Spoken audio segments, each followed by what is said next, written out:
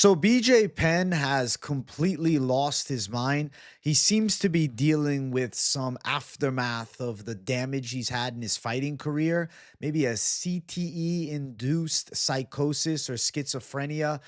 He's accusing his mother of actually not being herself, but rather an imposter. I'm going to react to the video and I'm actually going to theorize on what the actual disorder could be. Also, then, some more positive things with fight news. Bo Nickal is fighting Rainer de Ritter. We got Jeremy Stevens making a surprise return to the UFC. Just won in a BKFC Knucklemania event not too long ago. And now he's re-signed to the Octagon to fight in Des Moines, Iowa. And also Johnny Walker fight news. He's taking on Azamat Murzakeov in Qatar. So some fight news, some interesting situations revolving BJ Penn. I don't even know if interesting is the right word. Kind of tragic. I feel very bad seeing this. It makes me sad. BJ Penn is a former world champion. He's reached the highest heights of MMA, but his post-fighting life has been an iffy one. He ran for governor of Hawaii and, seems somewhat stable amongst that time. But now, completely losing his mind. He's accusing, GSP of using an imposter to weigh in for fights and all this crazy type of stuff.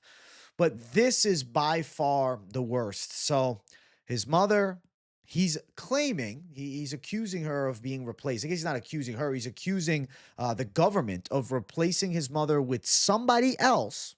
Hear me out, and trying to steal his family fortune. This is very sad. And we're going to talk about what it is in a moment, but let's run through the video and kind of see BJ's reactions. What's up, Paul? Huh? Fuck you, cunt. Fuck you, what? You can only do this because you get the government behind you. Fuck you, get crazy. Fuck you. Just the irritation and anger. BJ Penn seems pissed off. F you, F this, F that. He's having irritability. Actually, somewhat of a symptom that comes with CTE is irritability, enhanced irritability. And he's seeming very irritable there. But now the delusions are in a, expansion on such. Just irritability is one thing, but he seems deluded. Listen in. This lady right here, look at her ass and legs. She's acting like my 79-year-old mother, but she's not my 79-year-old mother. And it's interesting, when you Google Lorraine Abele, our house pops up because this lady acts like Lorraine Inouye. So you Google Lorraine Abele and this house pops up, and then you look him, and then my mom's name starts popping up. She's trying to steal everything, and this is not my mother. He's saying this is not his mother. She's trying to steal everything. He's saying that she's a different person named Lorraine. She's not Lorraine Inouye. It's Lorraine Abele. See, there would be some merit if the lady in the video didn't look exactly like BJ Penn's mother. It's her. I'll just show you the picture real quick before we finish it. Bro, this is the lady in the video. This is BJ Penn's mom. This is definitely her. There's no doubt about it in my mind that that's his mom. He's not recognizing her, which is scary. He has Capgras syndrome, and I'll explain further exactly what that is, but I feel as though I should just let the video play out. So let's keep it going. And I'm putting this up because she's saying that she's going to get an attorney and try to do something. She's trying to throw me out, and if I attack her, she'll try to do something. Did you hear what he just said? Throw me out, and if I attack her, if I attack her, see, that's scary to me. That's fucking scary to me. The fact that he's talking about if I attack, I'm not saying he's going to. I hope he doesn't. But the fact that that's crossing his mind and he's not recognizing his mom, people need to get involved with this, man. This could end very badly. Like that professional wrestler, Chris Benoit, he ended up fucking killing his family, losing his mind. He had CTE. I'm not trying to say BJ is going to do that, and I pray to God that he doesn't. I hope that BJ can start getting on meds and getting some assistance and get himself, back to somewhat normalcy. But that's scary because BJ Penn, say what you want, he's a washed fighter. The dude is literally a trained killer, but now he's psychotic mentally. That's a bad combination. Let's listen to the rest of it. She'll try to do something, TRO or something else, but she's...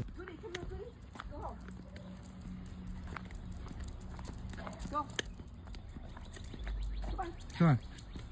Get off the road. Get off the road. he's still on a walk with his mother, but he's saying it's not her. He just doesn't seem with it. Oh my God.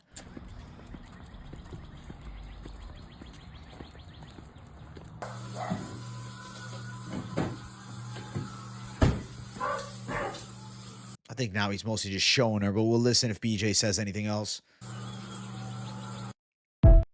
No, that's it. My God, BJ Penn. Oh my God. Here, look at her ass and legs. It's kind of funny. He says, look at her ass and legs. You guys catch that? Her ass and legs. Look at her ass and legs. All right, not trying to make light of it, but I had to find some positive amongst the psychosis. Oh my God, BJ Penn. So CTE happens from, traumatic brain injuries perpetually, right? No, BJ Penn was a guy known for having a good chin, but doesn't mean, you're not taking damage from big shots to the head. Not everybody that fights is going to get CTE. Not everybody that gets hit a lot or knocked out is going to get CTE. It happens kind of sporadically, right? But BJ Penn's case seems to be a very scary case of it because Capgras syndrome is a rare delusional disorder in which a person believes that a family, I just botched familiar. Thought I was going to say family. A familiar individual, such as a family member or close friend, has been replaced by an identical imposter. This is a serious delusion. The patient believes that a familiar person, replaced, imposter may look identical to the original person, but the patient may perceive subtle differences or have a sense of unease, very BJ Penn. Patient may feel anger, suspicion, or fear towards the imposter, taking my family fortune, fuck you, fuck this, fuck that, posting the video online for awareness. Other symptoms may include anxiety, hallucinations, and confusion. Do not know about the hallucinations, but he definitely seems anxious and confused. The exact cause of Capgras syndrome is unknown, but it is thought to be related to abnormalities in the brain's limbic system, which is involved in processing emotions and recognition. It may also be associated with certain neurological conditions such as dementia, schizophrenia, and this is the big one, brain injury, CTE. Treatment for Capgras syndrome typically involves a combination of therapy. So antipsychotic meds, BJ needs to be medicated as soon as possible. I am not a big believer in taking medications, but to get over mental ailments, because I think you can naturally, outwork them, I guess you could say, like antidepressants or whatnot. You can outwork that. But this is not depression. This is psychosis.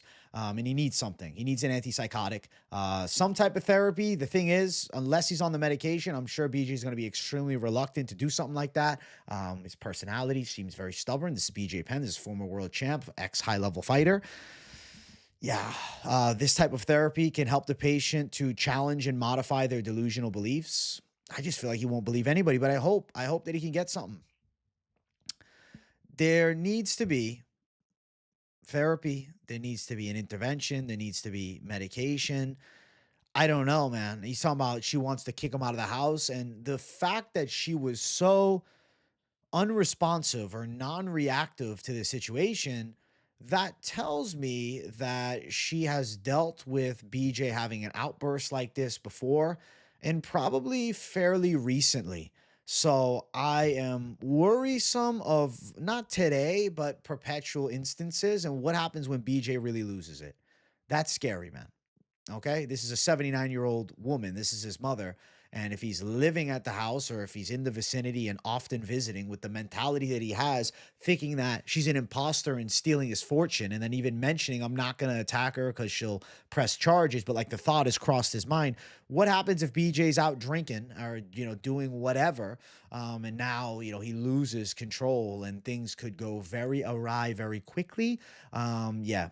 Anybody around BJ Penn needs to get involved ASAP. I'm not making a joke of this. This is serious shit.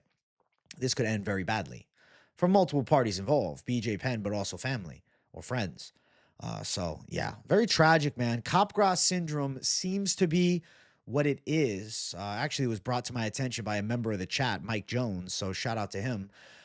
I think that there has to be some assistance that BJ can find, but it's just getting worse, man. BJ Penn is downright delusional. BJ Penn is downright delusional. He's taken a lot of damage over the years. He's had a lot of fights. Definitely CTE, I believe, leading to this. And it's sad to see, man. For a guy that reached the highs of MMA, you would hope that they could rejoice and enjoy the retirement era. But instead, right, we're in a position where BJ Penn now is kind of just existing, but I don't know, man. Doesn't seem like he's even BJ anymore. Very scary. Wish him nothing but the best. I hope he gets the help soon, man. This is not good. But yeah, if you're wondering what it was, I believe it's Capgras syndrome caused by a brain injury for sure from the years of getting hit in the head. CTE induced Capgras syndrome, you could say. But, there's no cure for CTE, but there is treatment and as well for Capgras syndrome. Hopefully he goes out and he gets some treatment. Hopefully somebody gets involved, maybe a close friend, I don't know, or a family member that he trusts, not his mother here, because this is not looking good. And it's not like BJ is 70 years old. He's in his 40s right now, I believe. He's still a relatively young man. So let's get to the next topic. All right. Next up, Bo Nickal fighting Renier de Ridder in Iowa. Fight night card for Bo Nickal, not a pay-per-view. The right choice, I think. Interesting matchup because de Ridder has really good grappling skills. Obviously, Bo Nickal, the high-calibered wrestler. I don't know, man. De Ridder is so unathletic in the striking department that I could see Bo Nickal outboxing him. I envision a path for Bo Nickal here. De Ridder's submission skills are very good, but Bo Nickal's a crafty grappler, and he's doing a lot of jiu-jitsu, and on top of that, he already comes from a good base of wrestling. I feel like he could survive the submission threat with De Ridder. I have a hard time seeing De Ridder taking him down. So then De Ridder would have to maybe throw up a triangle from bottom position, but I feel like Nickal's awareness of something like that could be quite effective. And with a clear gap in athleticism, I feel like Bo Nickal can win this fight. I'm going to pick Bo Nickal early here. No tape study or anything, just off the dome prediction. I think Bo Nickal can probably get through with De Ridder and get himself a real ranking spot. De Ridder now ranked number 13 in the world. This is the biggest fight of Bo Nickal's life. This is the high level matchup for him. I mean, the Paul Craig fight was pretty big too, but this, is a former one championship champion, and it's a guy who's 2-0 in the UFC, surging, and now is ranked in the top 15. Not a guy on a losing streak, right? Paul Craig was kind of falling off. De Ridder has got 2 straight W's, Gerald Mearshart and Kevin Holland. So I think respect needs to be put on the name of this matchup for Bo Nickal. I do think he can get past this test. I'm going to pick Bo Nickal. I think he can win a competitive decision. I think he could outstrike De Ridder. It'd be nice to see him knock him out, but I still have my reservations around Bo Nickal's boxing skill set. Let's talk about the next fight, the surprise fight announcement. I was shocked to see this earlier today at UFC Des Moines. We got Jeremy Stephens returning. What's weird is Jeremy Stephens left the UFC and then went to fight in PFL, and he actually went 1-2 in PFL. He's coming off a loss over there to the name is completely escaping me right now. I should probably know the name. Brazilian guy. Natan Schultz. He lost to Clay Collard and Natan Schultz over in the PFL. And now he's making a UFC return. Now, since that point, he was doing BKFC. He also did some traditional boxing, had a draw with Jose Aldo. And then 3-fight win streak, and coming off the victory against Eddie Alvarez in BKFC, it was their Knuckle Mania event. I don't know if the UFC is just re-signing him for a one-off, because I think it's rather surprising to see the Bare Knuckle Fighting Championship cutting, or not cutting because they didn't cut him, but not able to retain their main event winner of what they consider to be their biggest cards of the year. If you've ever watched BKFC, you know Knuckle Mania is like their Super Bowl event, right? It's like those are their mega events. Those are their big cards. Those are their monumental cards that they do. And for your winner of your monumental card to immediately leave the organization and go sign with the UFC, I think this is ultimately a bad look for the legitimacy of BKFC here. They've been doing fairly well, and obviously McGregor's a big part of them, but still definitely a developing organization. And it's evidence here when, your biggest card of the year's main event winner, one fight after, says, all right, I'm going to go back to the UFC now, deuces. So, of course, Jeremy Stephens, Iowa guy, probably wants to, get a W for the local crowd. He's scrapping against Mason Jones, who's a tough kid. He's on his second UFC run. Got into the UFC a little young and now is coming back. I don't know. With a pick in this fight, it's all speculation. I mean, you'd probably favor the younger guy, Mason Jones, to win. But Jeremy Stephens definitely would have the power edge and the puncher's chance. This fight's also at 55. Lil Heathen's looking good with straight hands, but still, though, this is MMA. And in MMA, as of recent, he has taken a fuckload of losses, right? It's not like BJ Penn's been doing good in MMA lately. He's been doing good in BKFC. I don't know. Listen, I haven't watched Mason Jones fight in a while. I know he's been doing good in Cage Warriors. I remember the loss to like Davis a while back. Um, it's been a minute, man. I don't even know when Mason Jones' last UFC fight was. I should probably look it up. Let me see here. Checking on the live, man. I don't know. Let me find out. So Mason Jones' last UFC fight was all the way back in 2022. He did beat David Onama in 2021. To be honest, a loss to Ludovic Klein to get released from the UFC is not a bad look, and that was a while back. Since then, he's won 4 straight fights, and he just recently beat a 7-0 fighter in Cage Warriors, which I think that's pretty impressive. Jeremy Stevens, 29-21 as a pro. Like I said, his MMA fights as of recent have not been good. He's got 1 loss, 2 loss, 3 loss, 4 loss, 5 loss, 6 loss, 7 losses, 1 win, 7 losses, 1 no contest over his last 9 fights. So 2 wins, 7 losses, and 1 no contest out of his last 10. He has looked awful in MMA recently. The win was against Miles Price via split decision, who was 11-8 at the time and is now 11-10. Last UFC win was against Josh Emmett in 2018. Yeah, I'm going to pick Mason Jones to win. I think he probably, I don't know, he's live for a unanimous decision. That would make a lot of sense. I have to favor the prospect in this fight against an aging Jeremy Stevens. But happy to have Stevens back. I think it'll be fun to watch him throw down one last time in the UFC. But I do think BKFC would deliver a higher success rate for him. I think Mason Jones is too talented. And then Johnny Walker versus Azamat Murzakev. You know, Murzakev is not that good. Or Mirzakhanov. I feel like I botch his name every time. But ultimately, Azamat has a decent striking arsenal, and he is pretty elusive and slick. Live for the knockout, for sure, against Johnny. But his gas tank does suck. Now, Johnny Walker is not, like, crazy well-versed. Like, I know he picked apart Anthony Smith, but normally he's, like, ballistic for the KO. I'm 50-50 on a pick here. I really don't have a true lean. I'm kind of feeling like Murzakev is the smart money pick because of his pop and his kickboxing technicality. And Johnny Walker's fragile chin is just worrisome, right? He could get dropped at any point and put to bed. That's the worry with Johnny. I mean, we've seen him knocked out in sparring versus a guy that weighs, what, a buck fucking 70? So we know his chin is fragile. His striking flow is decent, right? Johnny Walker's crafty on the feet. He definitely would have a chance to catch Murzakev, but I know for a fact Murzakev is a more technical guy. Azamat is just crisper with his technique. He's more of a precise striker. It's just his gas tank is super sus. So it could be Johnny Walker losing the first 2 rounds and then winning the 3rd round against a completely gassed and out of his fucking flow. Mirzakhanov. I've botched his name so much today. Oh my God. Oh my God. This is a fun video for me, man. I'm gonna go Mirzakhanov. I love Johnny Walker, but I don't pick fights based on loving a fighter. I pick based on thinking they'll win. I'll do some more tape as we get closer to it. You guys know, none of these predictions here, I'm going with Mirzakhanov. I'm going with Mason Jones. To be honest, I think this one sticks, and I think the Bo Nickal one sticks as well. But none of them official until the Sunday before the fight, following some tape study, right? These are the blind predictions, but I still like to give an early lean off my initial instinct. But yeah, thinking Nickal, Jones, and Mirzakhanov pull through.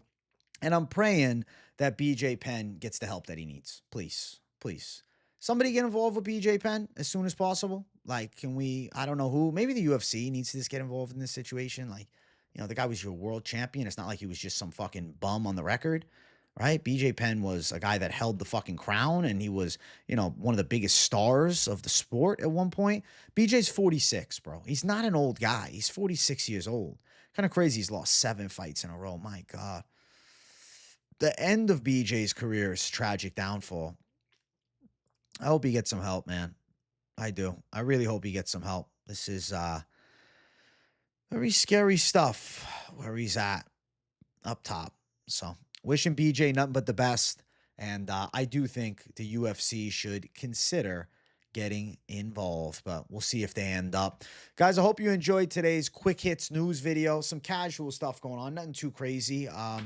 I guess a little touch to close out. We got Arman Sarukian calling for a fight against Justin Gaethje, which, I thought that kind of made sense, right? Sarukian Gaethje makes more sense than Gaethje fighting Makhachev. We want to see Topuria and Makhachev. What are we doing? Please.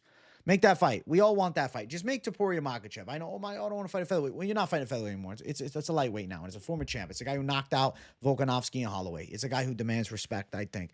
Make that fight. And they might do Poirier Gaethje 3, though. I kind of have an inkling on that as opposed to doing the Max Holloway trilogy. Either option, though, is not a bad idea for a send-off fight for Poirier. Hey, I'm looking forward to the fights this Saturday and, the next several weeks ahead. So keep it locked in on the channel. Hit subscribe. If you haven't hit the like, make sure you smash it. Thank you guys for tuning in. Much love to each and every one of you. W's in the comments. You got nothing to say. Make sure you turn on the post notifications too. And I'll see you all in the next one. Love you guys. Peace out.